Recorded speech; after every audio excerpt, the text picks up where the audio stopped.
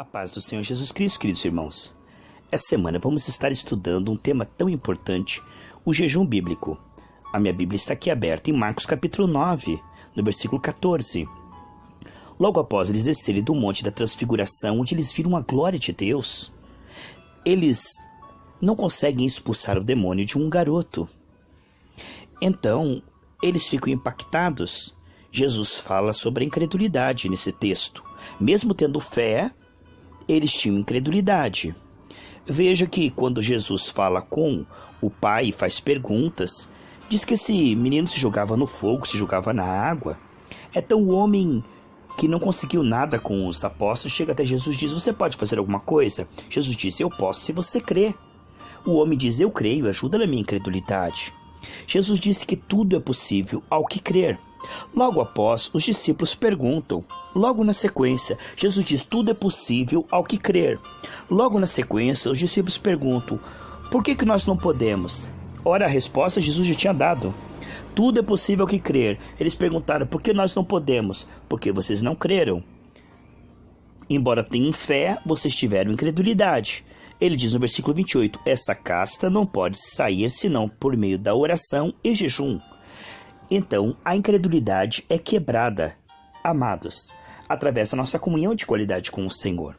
Quando os fariseus perguntavam por que os discípulos não jejuam religiosamente, como os discípulos de João e como os fariseus faziam, Jesus falou: não se coloca vinhos novos em odres velhos. Ou seja, até aqui o homem andou na alma desde a queda de Adão e Eva. Certo? Jesus tinha um relacionamento com os discípulos na esfera da alma. Eles andavam fisicamente com Jesus, mas estavam espiritualmente mortos. Até o Pentecostes, Jesus iria morrer e então derramaria o seu espírito. E eles nasceriam de novo. Eles receberiam essa nova vida espiritual.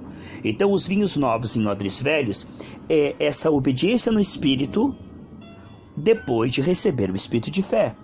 Então, a obediência espiritual é para aquele que nasceu no espírito. Aí ele vai andar no espírito. Mas naquela dispensação antes de Jesus passar pela cruz, eles estavam ainda na alma. Então Jesus disse: não adianta colocar regulamentos e regras para que o homem faça na carne. A sua alma sujeita aos sentidos do corpo, vendo os efeitos da queda, cheio de incredulidade, mágoa, não é adequado.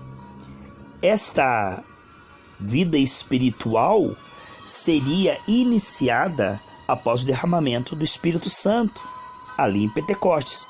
Poder, vocês vão receber poder, amém, amados? E que você está recebendo, com certeza, através dessa palavra, graça do Senhor sobre nossas vidas. Então Jesus se recusou a que eles jejuassem religiosamente, de uma forma barganhar com Deus. Jejuar para Deus abençoar, jejuar para Deus dar vitória, tudo isso seria concedido gratuitamente em Cristo. Nós sabemos que lá na cruz do Calvário, Jesus nos abençoou e nos salvou gratuitamente. Não tem que ter barganha, irmãos? Em Efésios 1:3 diz que ele já nos abençoou com toda sorte de bênçãos nas regiões celestes. Em Isaías 58 ele fala do jejum que Deus não recebe. Ele fala daquele jejum que a pessoa jejua para depois subir no púlpito e ser soberbo, A Bíblia diz que quando você jejuar, não conte para ninguém. Ou seja, isso é entre você e Deus, em secreto, como a oração, como a oferta em secreto, para a glória de Deus, pela tua comunhão com Deus. E o que vemos é que os discípulos estavam numa fase assim. Jesus estava com eles, fisicamente, na alma. O que eles podiam receber naquela dispensação era isso, Jesus com eles, o Emanuel, Então não adiantava eles jejuarem. Jesus disse: o jejum é para que eles me percebam, mas eu estou aqui com eles, então não precisa que eles jejuem agora, religiosamente. Mas quando eu for retirado, aí eles jejuarão, porque eles vão procurar uma comunhão mais profunda comigo.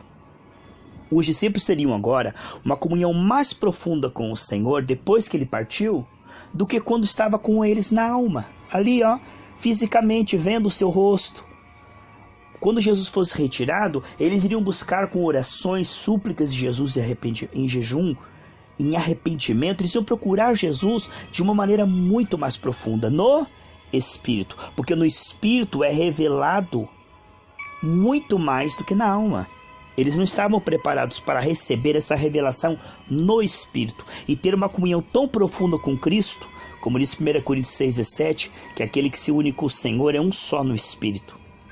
Então, em 1 Coríntios capítulo 2, que Deus nos deu o seu Espírito para revelar quem somos, qual a nossa identidade, natureza, qual a nossa herança em Cristo.